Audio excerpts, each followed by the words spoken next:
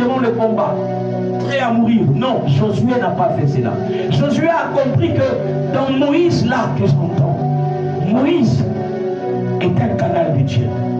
Et si j'écoute les paroles de Moïse, aussi longtemps que ces paroles ne sont pas un péché, c'est que ce qu'il me dit peut être la parole de Dieu. Je m'accroche à cette parole. Josué s'est accroché à cette parole. Et Josué est devenu celui qui a battu Amalek. Josué est devenu celui qui a arrêté le soleil. Josué a expérimenté la dimension surnaturelle dans sa vie. Il est resté dans l'histoire de l'humanité pour avoir écouté un homme. Il a détruit Amalek parce qu'il a écouté un homme.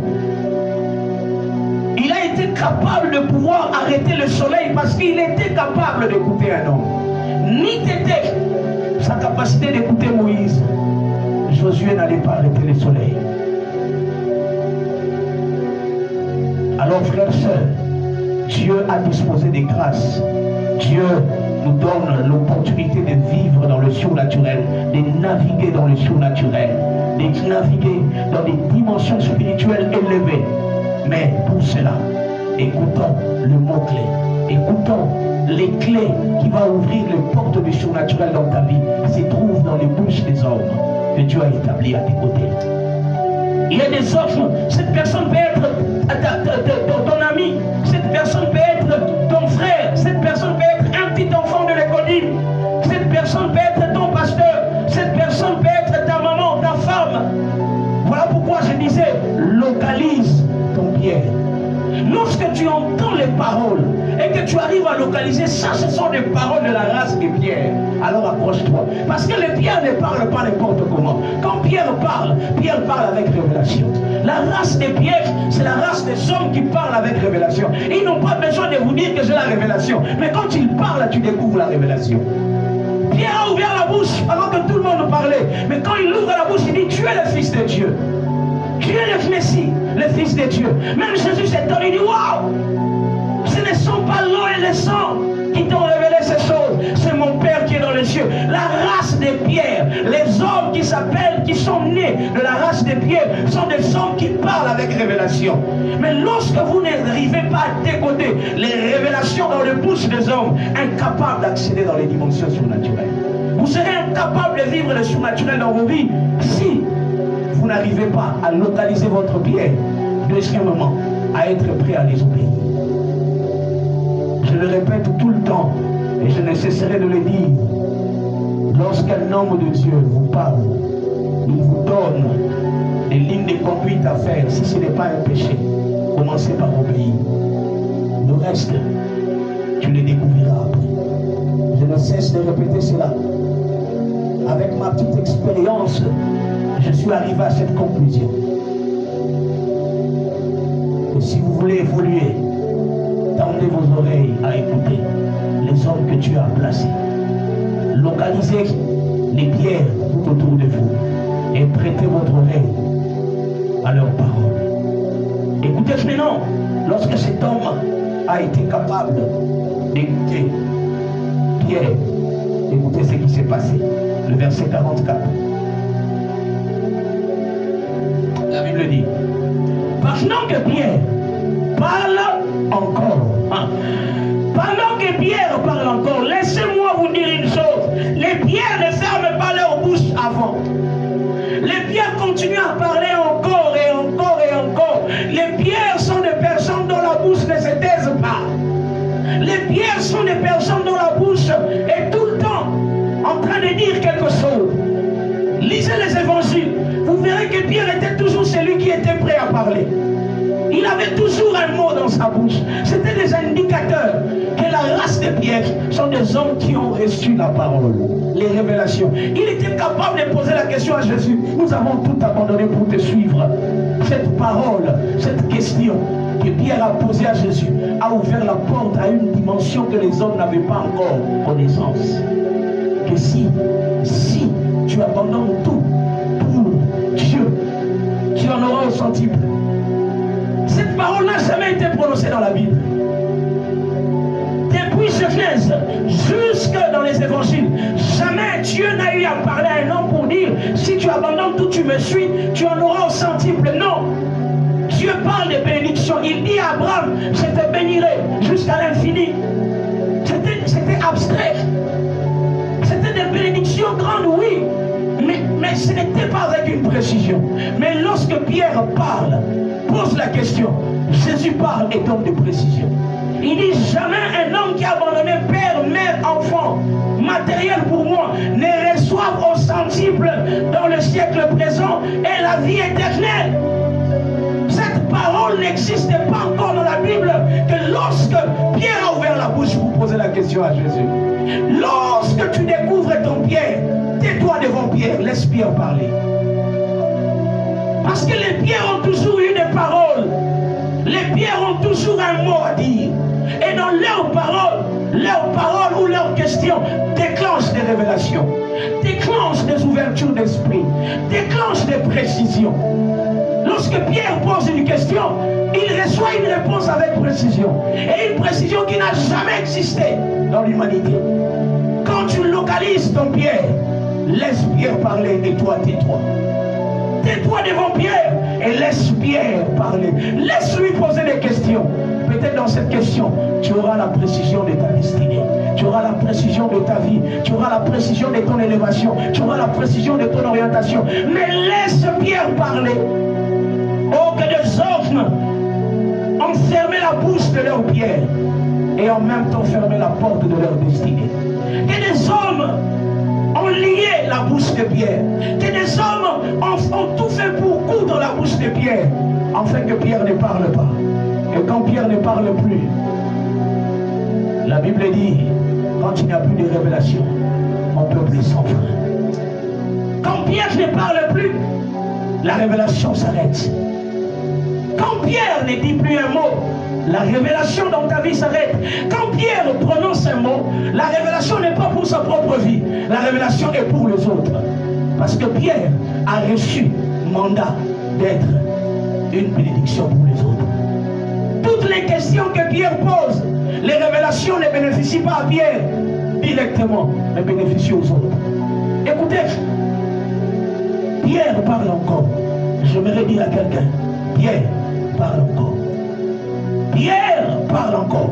Aujourd'hui que tu m'entends, aujourd'hui que tu écoutes, j'aimerais te dire que Pierre n'a pas encore fermé sa bouche.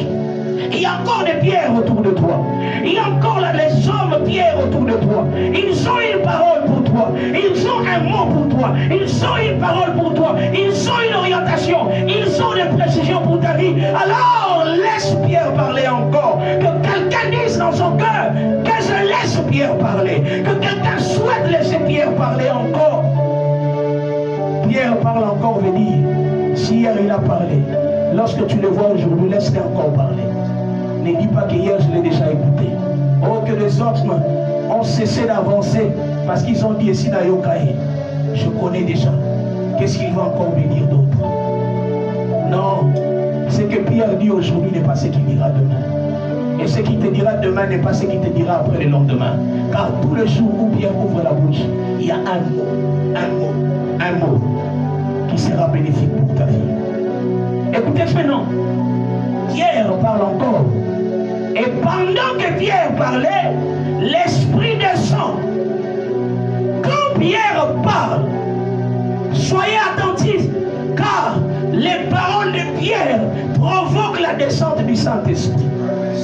Les paroles de Pierre libèrent la dimension spirituelle. Le Saint-Esprit n'était jamais descendu sur les païens, n'était jamais descendu sur les gentils. Le Saint-Esprit était descendu seulement sur les Juifs. Mais pour que la parole s'accomplisse, pour que le Saint-Esprit descende sur les gentils, sur les païens, il fallait que Pierre parle encore. Il fallait que Pierre revienne parler. La première fois, pour qu'il y ait 3000 âmes qui se convertissent, il fallait que Pierre parle. C'était la première fois pour Pierre de parler. Il a ouvert la bouche, il a parlé. 3000 âmes se convertissent. Mais ce n'est pas fini. Pierre, quand tu vois 3000 âmes se convertir, ce n'est pas fini. Il y a encore des autres qui t'attendent. Il y a encore une race qui attend, qui désire, qui soupire, voir la dimension spirituelle dans leur vie. Et ils ont besoin de ta parole. Les paroles de Pierre libèrent l'onction du Saint-Esprit. Les paroles de Pierre libèrent la dimension spirituelle dans la vie d'un homme. Les paroles de Pierre libèrent la dimension spirituelle dans la vie d'un homme. Les paroles de Pierre déclenchent l'opportunité à un homme de vivre concomitamment avec les surnaturels.